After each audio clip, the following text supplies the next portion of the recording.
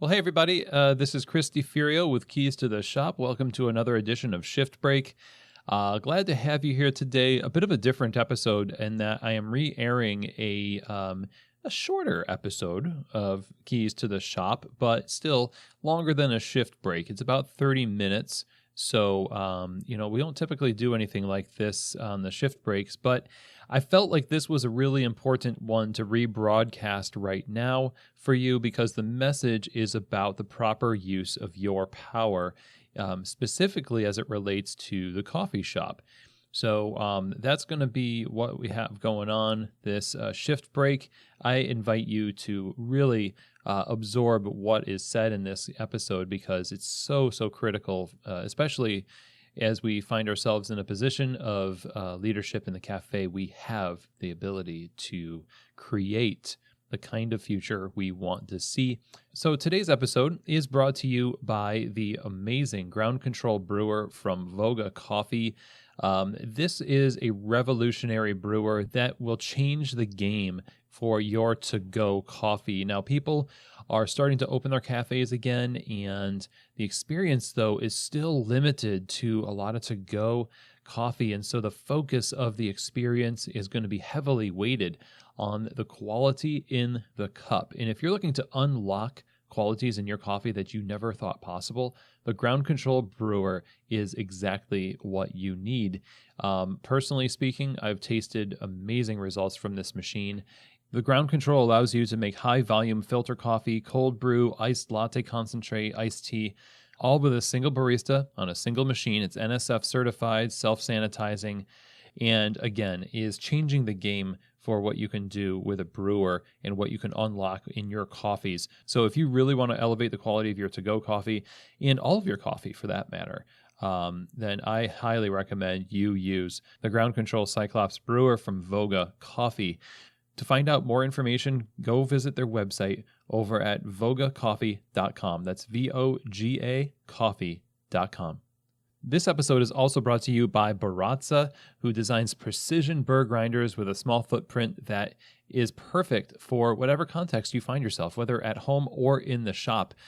They've built a solid reputation for manufacturing innovative grinders that meet the evolving demands of the coffee market that's always changing. And no matter what brewing device you're using, from espresso to French press, you will find a Baratza grinder that perfectly pairs with that and gives you the best grind quality possible.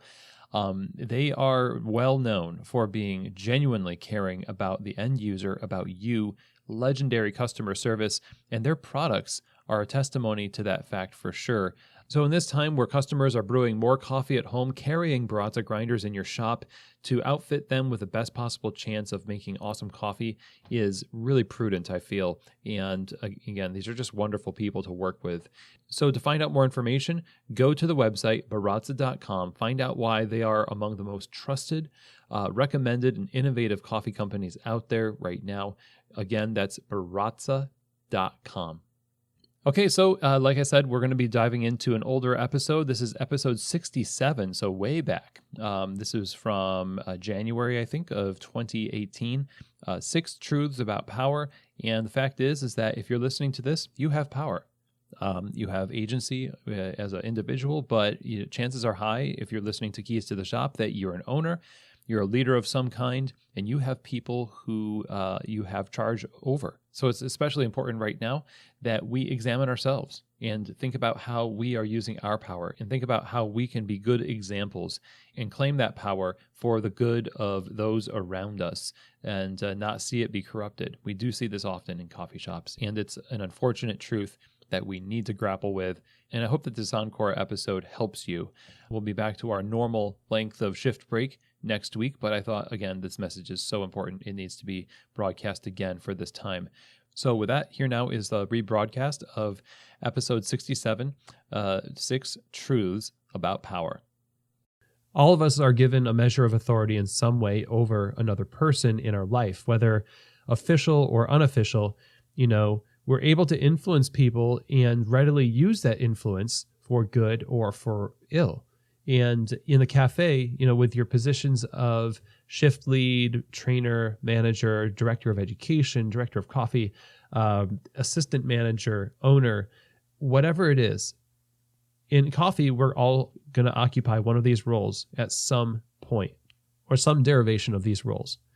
If we stay in the industry for any length of time, even if there's no title given to us and we're just the most senior barista there, that's just an unofficial title that is giving us sway. People listen to you more, whether that's seniority or official position. And power is simply potential energy. And the more power you have in a cafe, the more potential you have to influence. Bottom line. And that should be for all of us a very fearful thing. We should worry about being leaders in any capacity because of the responsibility that it holds and the kind of influence that we have. If you're not worried, they say if you're not outraged, you're not paying attention. That is for sure true. But if you're not worried, then you're not paying attention as well about yourself and your potential to use your position in a way, whether purposeful or accidental, to some damage. There is a lot that comes with positions. So let's talk about 6 truths about leadership that we need to kind of meditate on when we are given positions or aspire to or occupy positions of power in a cafe. Number 1, I think, is something we've already touched on, which is you want to walk with a measure of self-knowledge and knowledge of the weight of your position. So the position you're given automatically changes your relationship with your staff. There is weight to it, and you might not feel it. You know your intentions. People don't know your intentions. What people see is something different once you become a manager or once you become a trainer. Authority changes the relationship, and it gives more weight to your words for other people. So it's like gravity is stronger with them than it is with you. So when you walk into a room, people automatically have this asterisk pop up in their mind. Like what they're saying, they're just saying what they're saying, fine. But, the owner is here, or the manager is here, or the trainer is here, so you tamp differently. The manager is here, so you sweep differently, and so on and so forth. There is a check that we all put in our step, in our work, in our mind, when the person who is given charge over our work is present. So there's more weight, and it's kind of like, so I'll use an illustration here. So my son is 4, and he's a short guy. He's a 4-year-old, so he's short, and I am almost 40, and I'm tall. So when he comes by, I want to give him, a pat on the head. And a couple of years, when he started walking and everything, this is something I did, something I still do. So I, reached down to pat him on the head, and for a little bit there, all I heard was, ow. Now, really, it only happened a couple of times. I wasn't like 20 times hearing ow and thinking, gosh, I don't know why he's saying ow. After the first time, really, I noticed, it's because of this mammoth wedding ring that I've got on my finger. And I'm so used to it, I didn't realize that when I'm patting my son on the head, I'm actually, just lobbing this piece of metal onto his skull. And from his perspective, there's this big person, like, who it means the world to him, who's throwing metal at him. And that's not in my intention at all, but that's his perception. So what do? I alter my behavior to take into account the extra weight that my hand holds. In my case, I just try not to use the hand that the ring is on. It's a big ring. So the first truth of leadership is walk with a measure of self-knowledge and knowledge about the weight of your position. The second thing is pretty huge, and that is when you're given power, you're given it to give it away. You have to give it away. You're a conduit, not a container. A great leader guides people, and it guides resources like a pipe, like a conduit of electricity or water.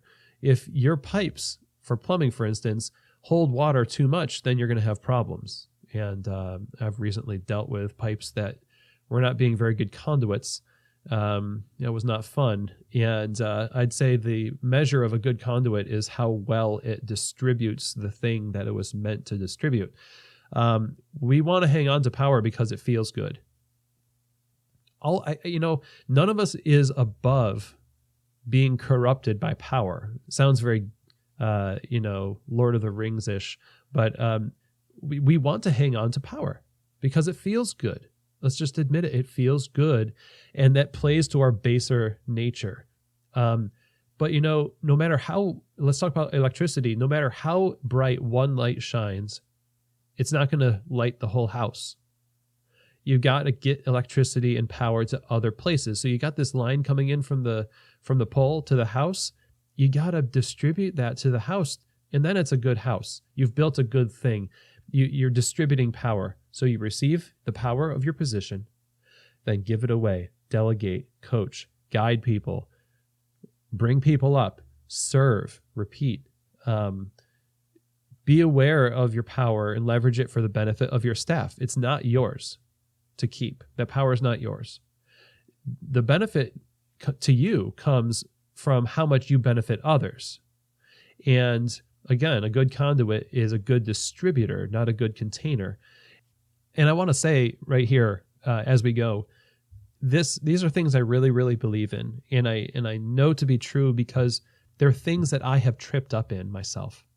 I've certainly made a barista feel small or unheard or not provided resource. I've done those things, and I am super, super grateful for the feedback that people have given me over the years to keep me as a leader in line.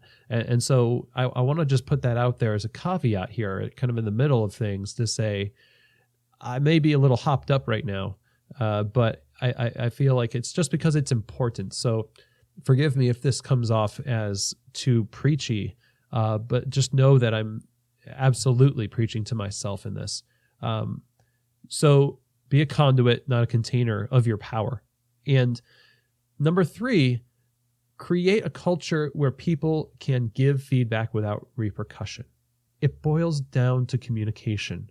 If your role is to be a conduit, a distributor of resource, then you need to be aware of where that distribution channel is being stopped up, where it's not being as efficient, where, is there electricity not getting to one room in the house? Is there water not coming to the bathroom? You need to know. In order to know, you need to go there and test it out and find out. So in the cafe, a perfect example of this is the night shift that doesn't usually get a whole lot of leadership attention and therefore feels a little bit abandoned by leadership. If you work a night shift often, you'll know that this is true. You feel like it's a different cafe. And oftentimes that's just because there's not a presence of leadership that represents the mission of the company as often as there is in the morning. But, if power's not getting to the night shift, you need to be a better conduit.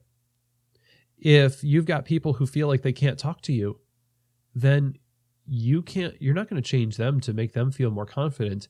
You need to be more inviting. Silencing voices as a leader is really easy. It's as easy as never addressing it in the first place. Because, as a leader, people automatically hesitate to communicate with you. We talked about that in the first place. Your position comes with this check in people's behavior. And that includes speech and often manifests itself in fewer instances of communication. And this problem can get out of hand really quickly. Now, this is especially true for people who are minorities on your staff, who already feel by virtue of their position in society marginalized or in the minority in your own cafe. So your default has to be to fight to listen, fight to create communication channels, because neutral just goes backwards. It's not good enough to say you're always available, and if people don't take advantage of that, then it's not your fault. I mean, I'm not going to lie. I've totally thought that. But the point is, it's lazy. It's lazy thinking, and it shows that we are not thinking about the huge differential between you and the employee. Now, what this does not mean is that you're apologizing for your authority. People need strong leadership. Again, I want strong pipes in my house. I don't want flimsy pipes. People need strong leaders. It doesn't mean people can just say what they want to say whenever they want to say it. And that's a straw man kind of argument that leaders use to not get feedback because they feel like it's going to damage their authority if they invite feedback. You know what? The opposite is actually true. If you never get feedback and you never invite feedback, you won't be respected and you won't have the kind of authority that creates a healthy work environment, and your business won't be healthy. People will leave. A toxic work culture is not necessarily something that happens because somebody tries to do bad things. It's most of the time, I think, because people fail to do good things with intention on a regular basis.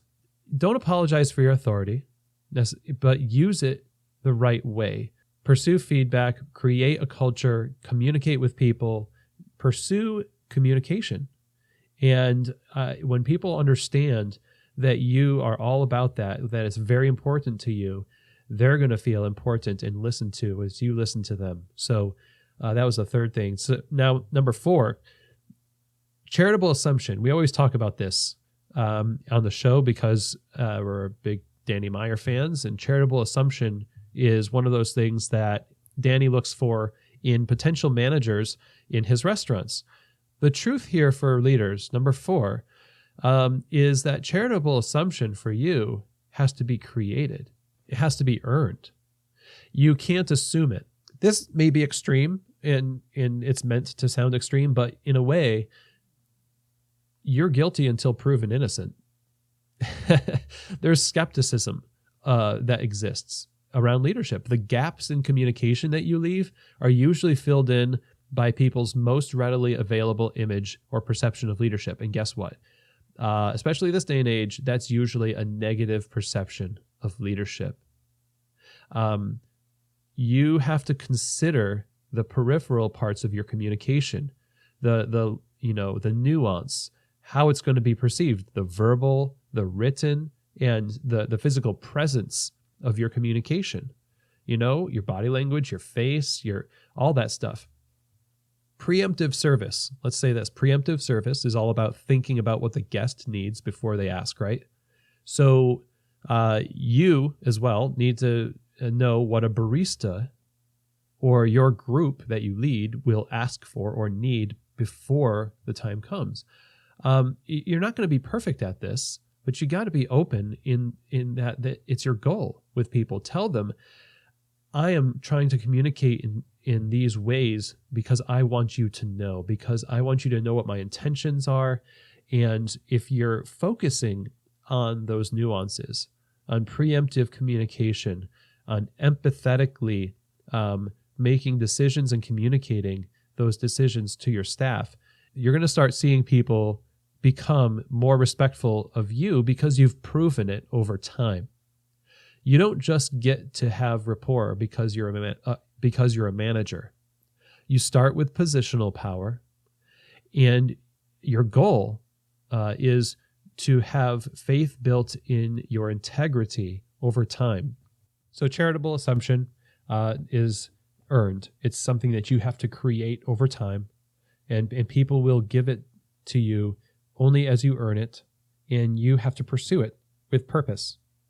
Don't just lean on positional power. Number 5 out of 6 truths about power. And by the way, there's probably like 200 truths about power. So I'd really encourage you, if there are other things in the Instagram post for this episode, definitely put those underneath the post and let's hear what it is, because these are just 6 things. And I'm sure I'm leaving some things out, and there are people who can speak to this in a more eloquent way than I can. So number 5, a truth about leadership is that you have to work to undo the damage of other leaders. When people come into the cafe as customers, they have had multiple experiences around coffee that we find out about as we interact with them.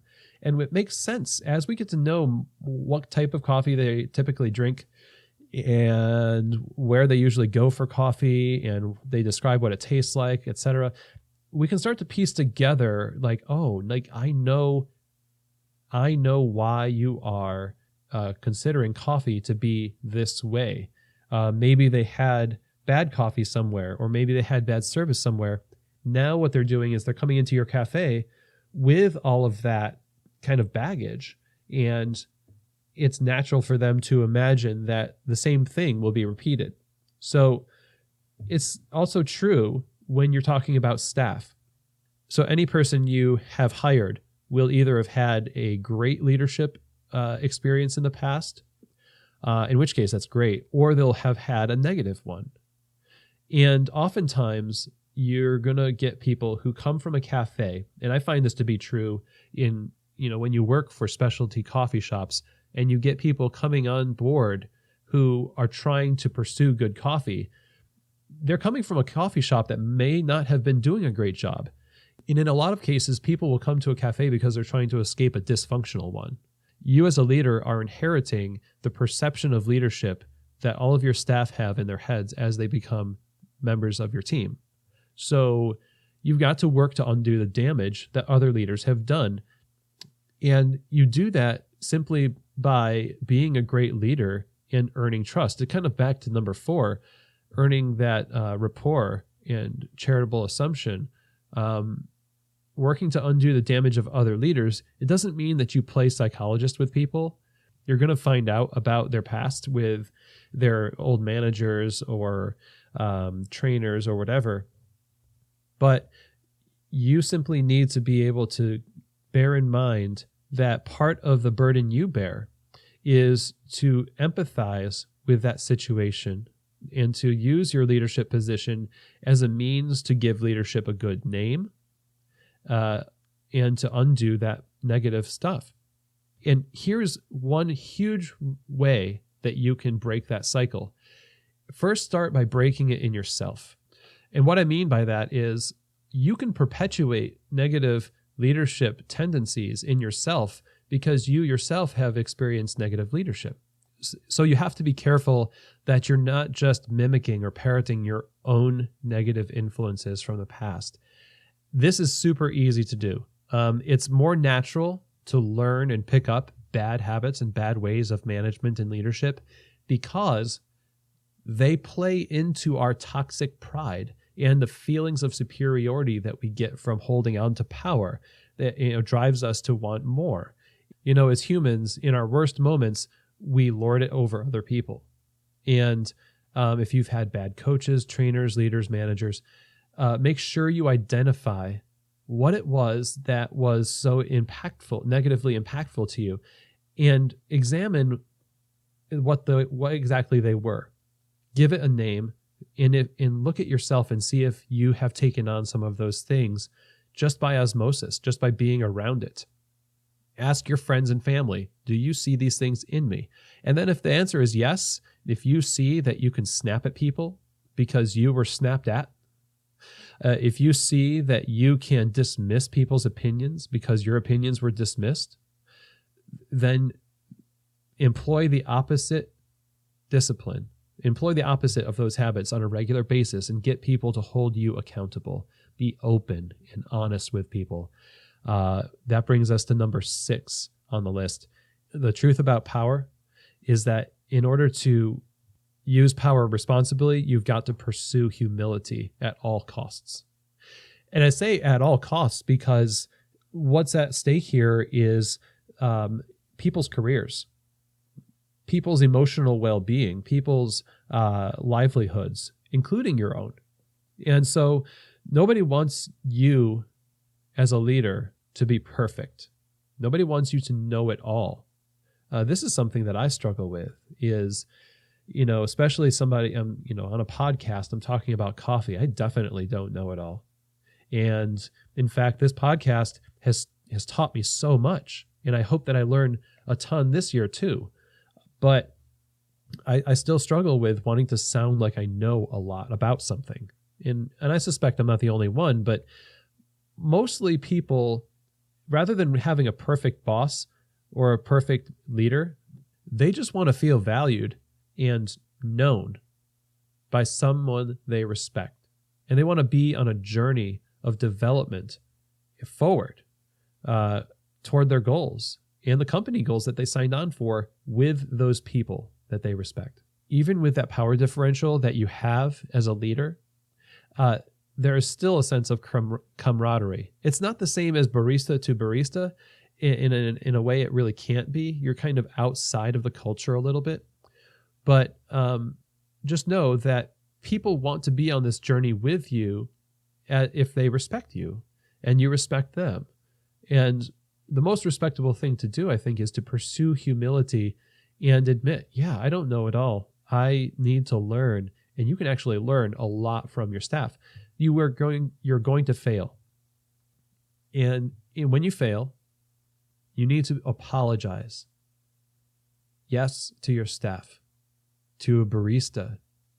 And I know a lot of owners over the years that might hesitate to say sorry to a barista because because they think, I've sacrificed so much for the company and I've sacrificed so much to make their job possible.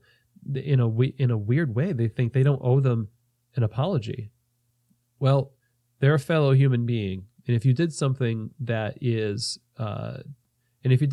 to offend or that was wrong, apologize, change, and seek accountability. You don't necessarily have to seek accountability with your staff.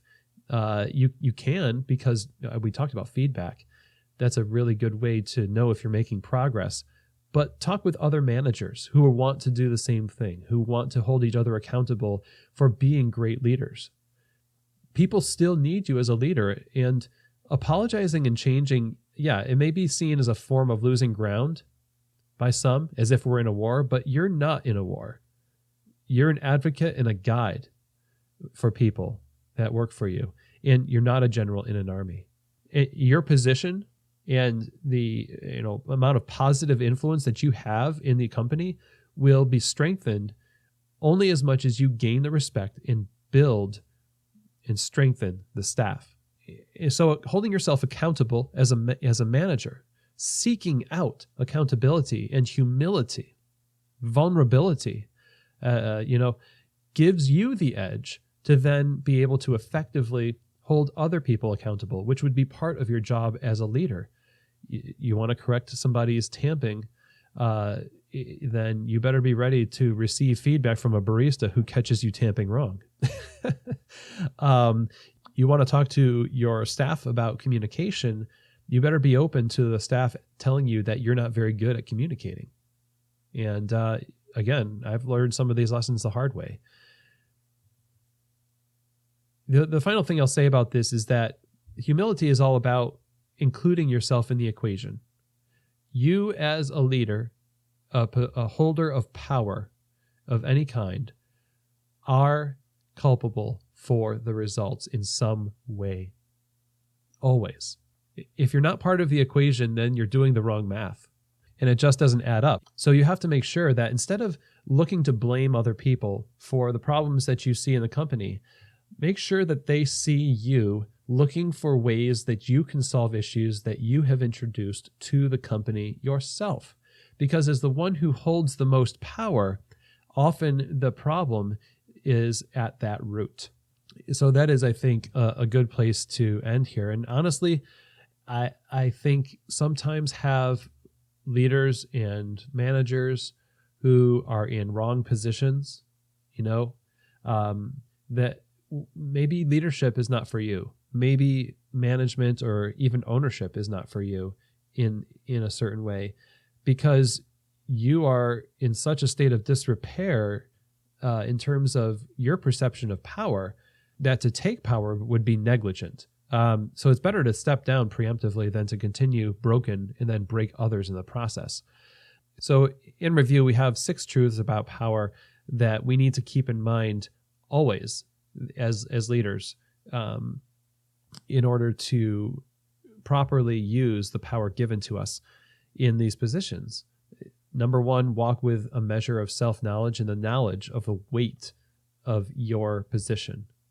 Number 2, give away power. You're a conduit, not a container. Give it away. Distribute it. Number 3, create a culture where people can give feedback without repercussion, a safe place for communication. Number 4, charitable assumption and rapport and respect is something that you create over time. You earn it, and you've got it, and it takes work.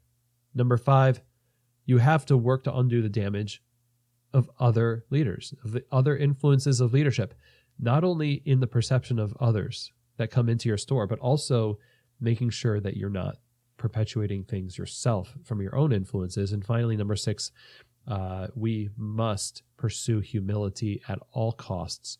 Be vulnerable, be on a journey with people, be a learner, and admit your faults, apologize, correct, keep going. And I feel like if we do at least these things, we're going to be in a better position as leaders to undo some of these cycles of toxicity that exist in the service industry that we inhabit in coffee. So I hope that some of this was helpful for you. And I know that I'm going to come up on circumstances where I need to practice these things myself. And so I'm looking to become really better and better at these things. I want to reiterate something here, and that is most of us at some point are going to have power to influence somebody else. Yeah, it's really cheesy for people to call themselves influencers. I agree. But we do hold sway over the opinion of others if we have any kind of audience, especially if we're in an official capacity in a cafe. And we should not take that responsibility lightly. We should definitely walk with reverence for those we lead and for the power that comes with that position, and use it to empower others and use it to lift up those that we lead.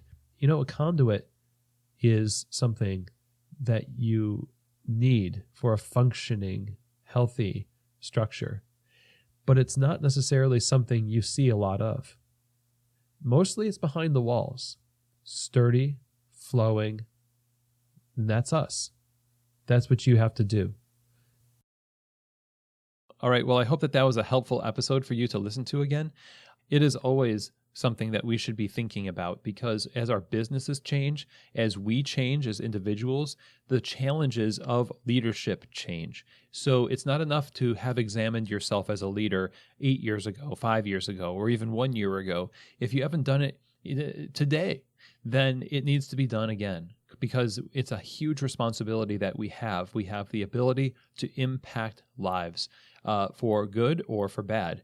And so that's not something we should take lightly.